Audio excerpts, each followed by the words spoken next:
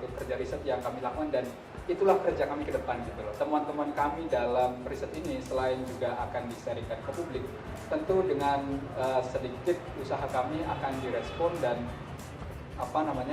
sedikit melakukan kerja-kerja yang mungkin bisa kami lakukan sebagai organisasi kecil, misalnya dalam isu toleransi misalnya.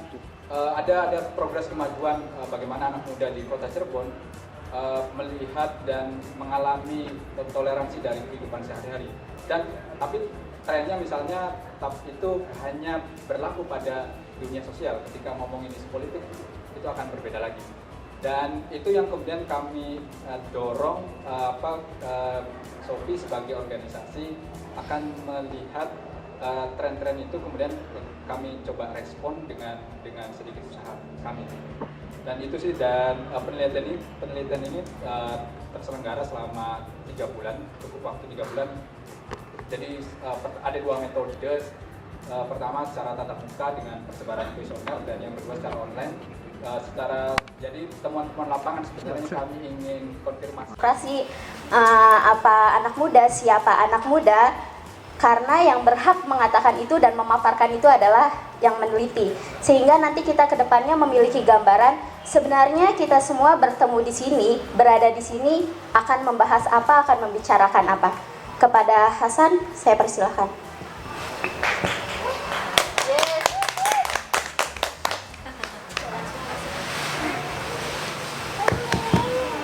Ya, baik, selamat sore. Assalamualaikum warahmatullahi wabarakatuh.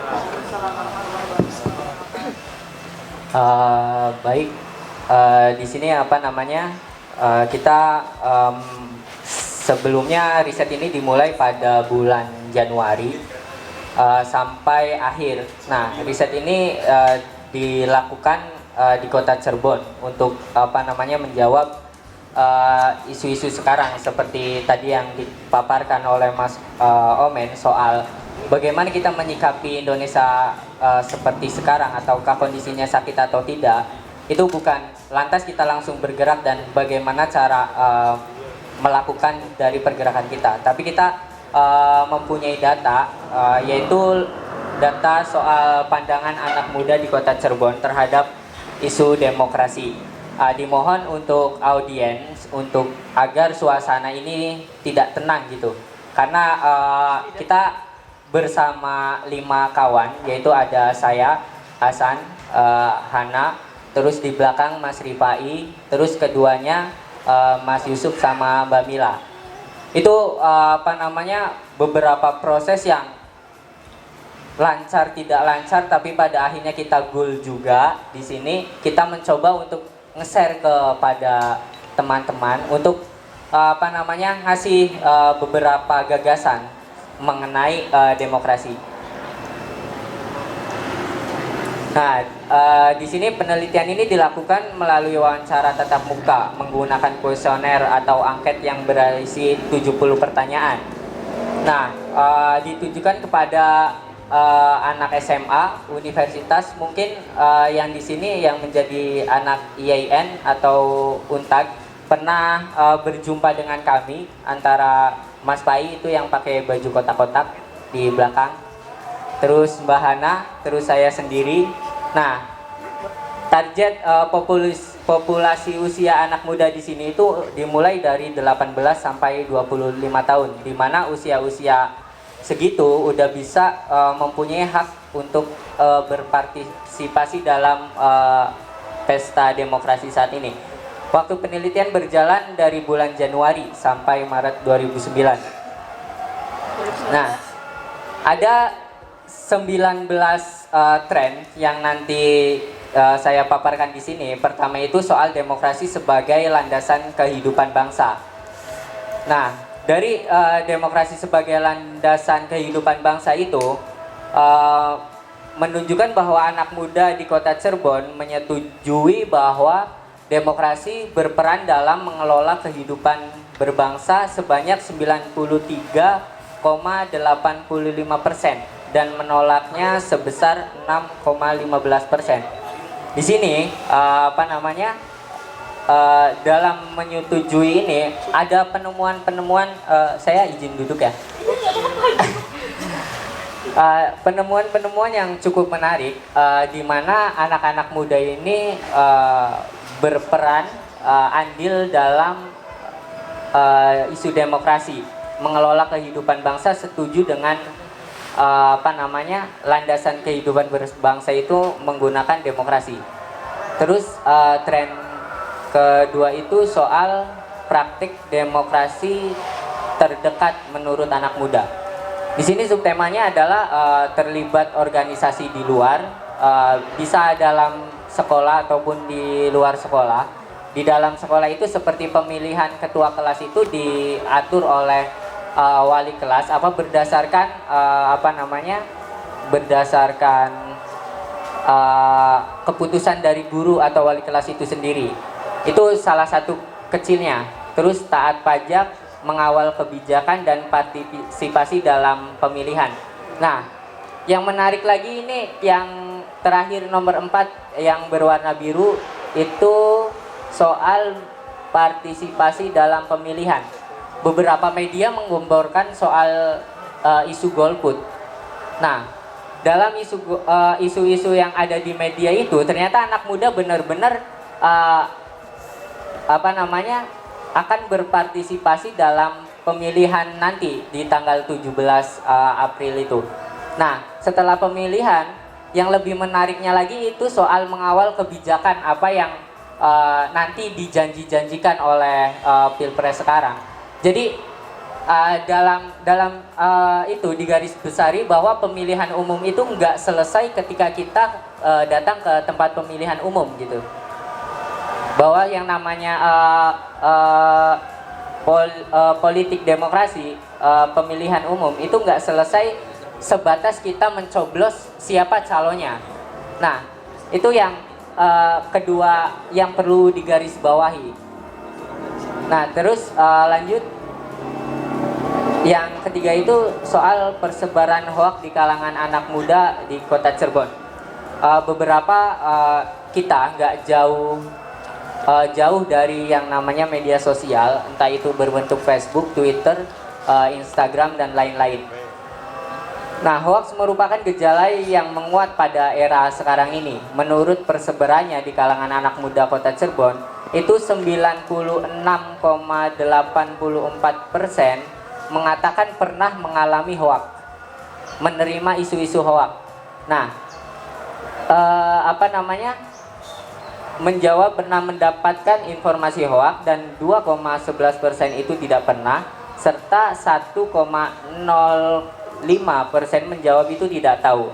Artinya populasi anak Cirebon ini lebih banyak tahunya daripada tidak tahunya dari penerimaan hoaks tersebut. Dan penyikapannya setelah kita tahu soal hoaks dan lain-lain? Dimohon sekali lagi untuk audien itu tidak tenang, benar-benar agar kita mempunyai apa yang bisa kita lakukan setelah kita tahu ini semuanya. Selanjutnya. Nah, selanjutnya itu soal klasifikasi persebaran berita hoaks. Sekarang yang menjadi tren jenis informasi hoaks yang diterima di kalangan anak muda kota Cirebon adalah hoaks mengenai isu politik, di mana itu grafiknya itu ada 77,89%. Nah, 10,53-nya adalah hoaks mengenai isu ekonomi, terus 16,84%-nya itu berasal dari hoaks isu agama. Sisanya menjawab selain itu. Nah, di isu-isu yang ini hoaks ini mau lanjut apa setelah adzan dulu? Gimana? Lanjut aja tak? Lanjut. Oke. Nah, mengenai jenis informasi hoaks yang diterima kalangan anak muda soal isu politik itu benar-benar dia terima dan menjadi sesuatu hal yang gak jauh dari kehidupan kesehariannya. Bukan sedikit di kafe ataupun di kelas ketika dia membuka handphonenya itu beberapa kali muncul hoaks-hoaks soal politik, entah itu dari kubu 1 ataupun kubu 2. Nah, framing yang digunakan ini mengenai agama. Jadi agama sebagai sebagai frame politik sekarang. Terus, nah selanjutnya itu sikap terhadap hoak. Ketika mendapat informasi hoak, sikap anak muda Kota Cirebon diantaranya memilih tidak merespon. Artinya sebagai sebagai kabar-kabar yang ya udah seperti iklan, tapi nggak dinikmati gitu tuh, nggak ditelan. Nah, membantu klarifikasi ke pihak lain. Itu yang kerennya itu di situ. Anak-anak muda sekarang itu di Cirebon itu bersedia membuka dirinya untuk mengatakan apakah hal yang ada di media sosial itu benar ataupun tidak. Terus 1,04-nya itu ikut menyebarkan serta melaporkan ke pihak yang berwajib. Jadi gak semena-mena dia mendapatkan lalu menyebarkan. Ada beberapa golongan yang ketika menemukan hal-hal yang menurut dia itu seksi gitu tuh, dalam artian isu-isu yang sekarang. Nah, setelah itu dia membuka dirinya untuk menanyakan ke pihak yang dinilainya itu tahu soal berita-berita sekarang. Selanjutnya adalah tren belajar soal politik. Soal integrasi kurikulum pendidikan di sekolah atau kampus dengan pendidikan politik anak muda Kota Cirebon menjawab 61,05% belajar mengenai politik. Nah, di sini ada anak SMA itu di sebelum bypass itu ada SMK Negeri 1 ya, SMK Negeri 1 Cirebon. Itu dirinya itu mengatakan perlu untuk mempelajari politik education, dalam artian ada hal-hal yang dinilai itu emang harus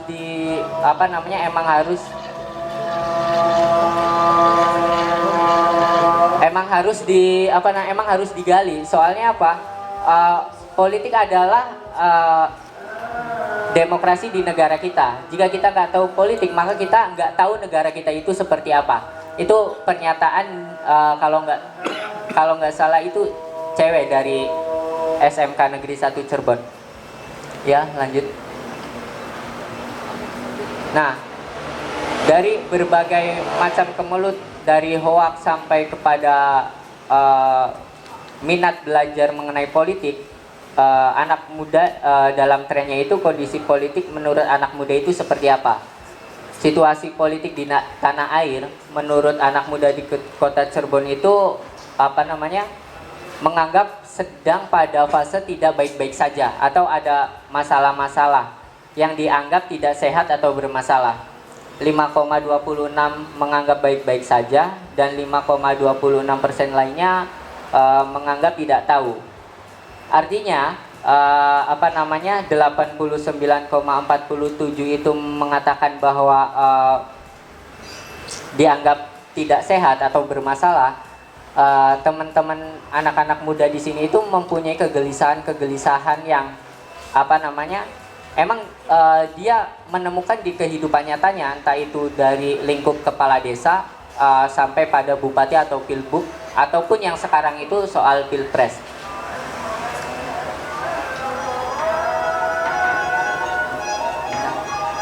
Nah, ini soal partisipasi politik anak muda. Pada momentum Pileg dan Pilpres, anak muda Kota Cirebon akan berkontribusi tidak mencoblos dan tidak peduli dengan jalannya pemerintah itu cuma 2,13%. Artinya apa? Beberapa orang mengatakan golput dan mengkampanyekan golput di media sosial dan lain-lain, tidak memilih antara 01 ataupun 02 ataupun framing-framing yang udah dibuat oleh kedua kubu itu, ataupun ada oposisi dari lain yang menyatakan untuk dia itu agar tidak memilih di kedua-duanya. Tapi pada kenyataannya data lagi-lagi berbicara soal hanya 2,13%. anak muda itu tidak peduli dengan jalannya pemerintah. Tapi tidak peduli dengan jalannya pemerintah itu 19,15%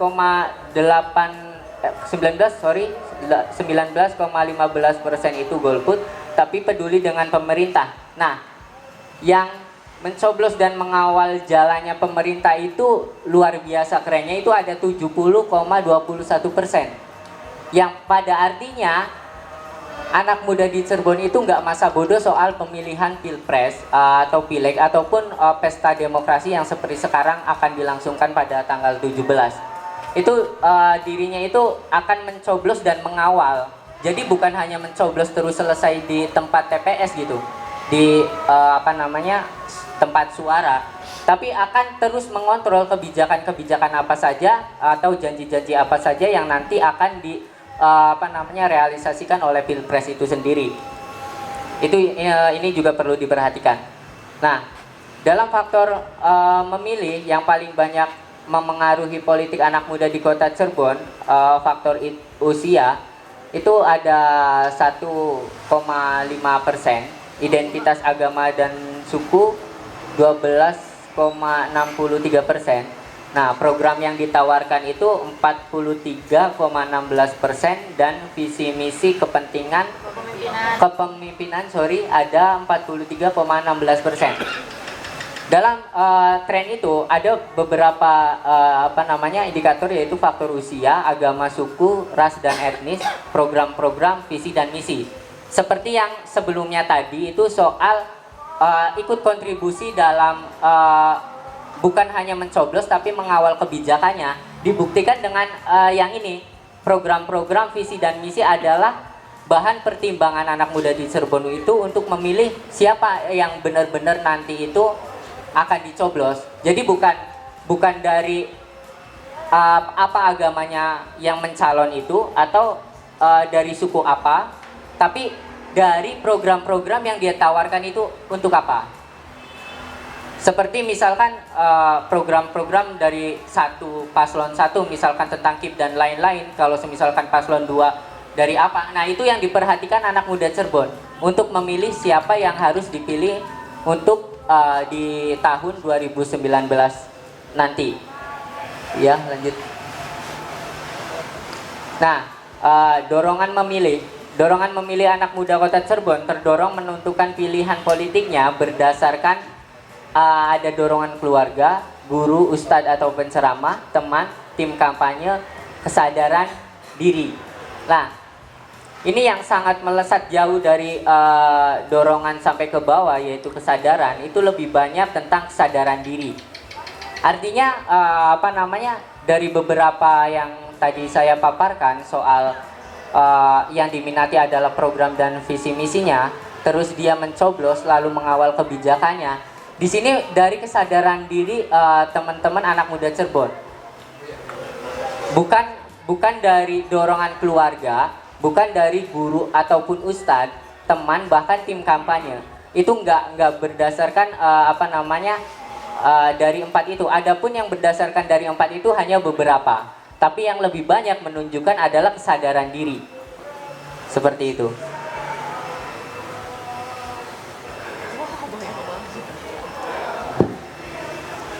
Nah, selanjutnya itu soal kasus money politik. Kasus money politik, anak muda Kota Cirebon pernah melihat dan mengalami kasus money politik. Nah, kasus money politik itu ternyata masih banyak dan masih dilakukan sampai sekarang. Hanya beberapa yang tidak pernah mengalami dan menjumpai soal money politik itu. Cuman 14,74% soal money politik. Nah, pandangan mengenai itu, bagi mereka politik uang itu dipandang sebagai sesuatu yang tidak sesuai demokrasi sebanyak 47,31%, melanggar UU Pemilu 29,3%, tidak mendidik masyarakat 20,43%, dan sah-sah saja itu 3,23%. Angka yang sangat kecil untuk menerima soal politik uang itu hanya 3,23%. Lagi-lagi di sini itu yang paling banyak yang tidak sesuai dengan demokrasi itu sebanyak 47,31%.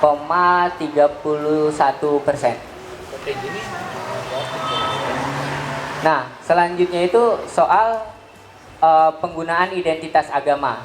Penggunaan identitas agama dalam demokrasi atau pemilihan yang sekarang itu, anak muda di Cirebon itu lebih sepakat untuk menolak, tidak setuju kalau misalkan framingnya menggunakan agama. Beberapa kasus yang ada sesuatu yang sangat miris kata mereka. Ada santri dari belakang pondok pesantren di daerah Terminal Harjamukti itu mengatakan bahwa sangat miris sekali ketika orang yang mencalon itu saling berebut soal relasi agama, yaitu santri ataupun ulama, tapi agama itu yang menjadi hal untuk menjadikan sesuatu yang nantinya tidak beraturan. Dalam artian agama itu dijadikan sesuatu untuk goalnya untuk kemasan dia itu menuju tujuannya, yaitu menjadi presiden di tahun 2019. Sorry, ada kesalahan teknis sebentar.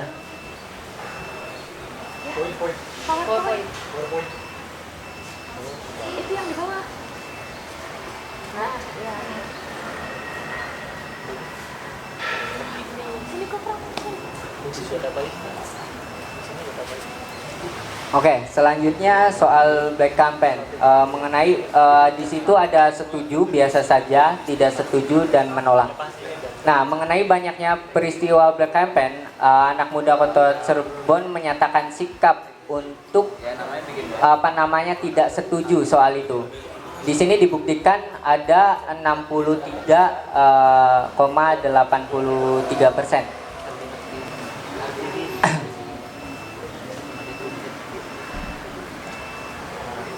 Tren selanjutnya soal kebebasan untuk memilih.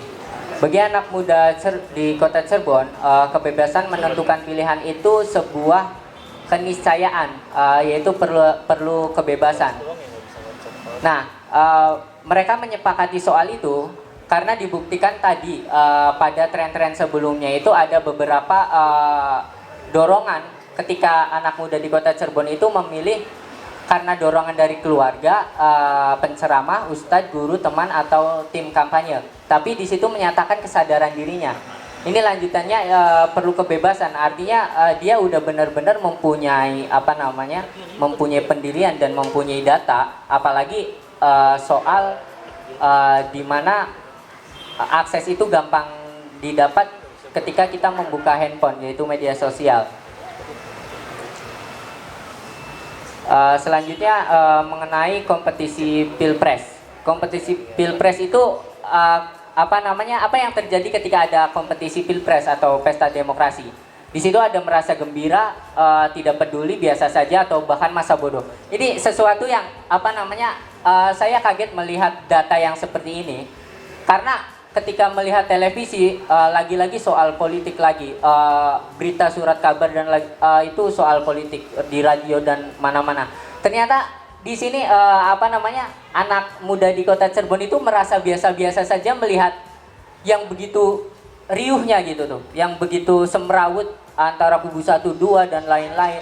Ternyata datanya itu seperti ini, biasa saja dan nggak ada apa-apa. Mereka enjoy bermain, mereka enjoy nongkrong dan lain-lain, masih pacaran dan hahaha dan lain-lainnya. Ternyata sebenarnya apa yang terjadi gitu tuh? Ya datanya seperti ini gitu. Ternyata biasa saja melihat apa yang lagi terjadi sekarang di Indonesia. Ya, lanjut. Nah, mengenai partisipasi politik praktis, itu ada ya ikut berpartisipasi, tidak ikut, tidak tahu, bahkan belum menentukan. Tingkat partisipasi anak muda Kota Cirebon dalam menentukan pilihan pada Pilpres dan Pileg 2019, berpartisipasi itu ada 81,05%, tidak ikut itu 7,37%, tidak tahu 6 sampai 0,32%, dan belum menentukan itu 5,26%.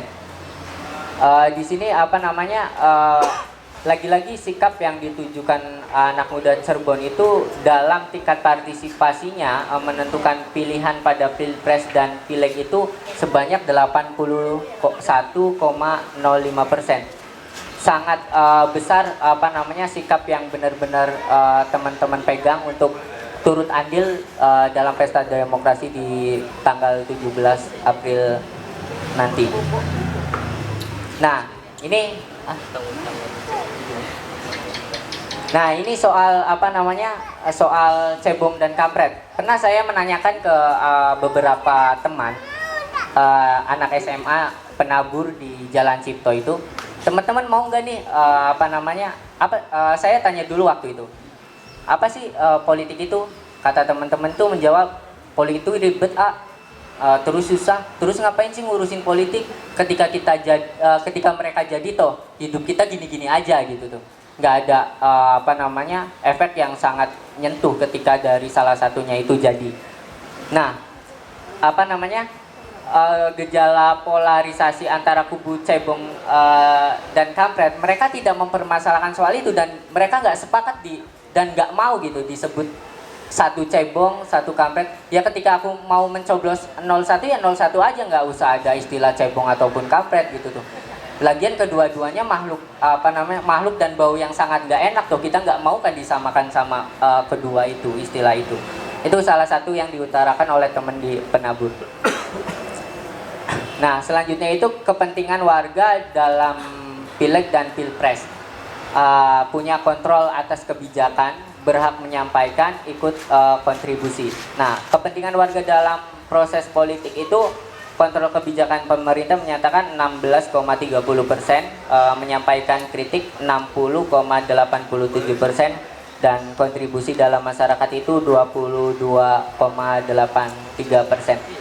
Nah, menyampaikan kritik dalam kepentingan warga dan Pileg dan Pilpres di tahun 2019 menyatakan bahwa kondisi sekarang ini benar-benar tidak baik-baik saja, karena data yang ada itu 60,87% itu menyampaikan soal kritik terhadap retorika yang ada sekarang ini.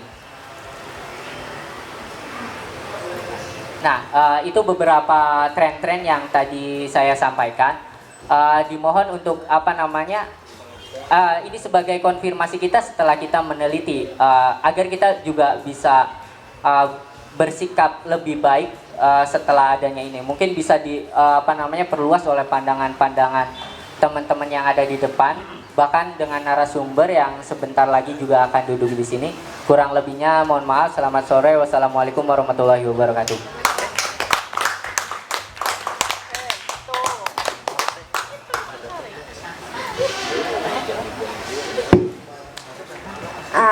Mungkin itu sedikit penyampaian ya dari peneliti tentang bagaimana sih peta politik anak muda di Kota Cirebon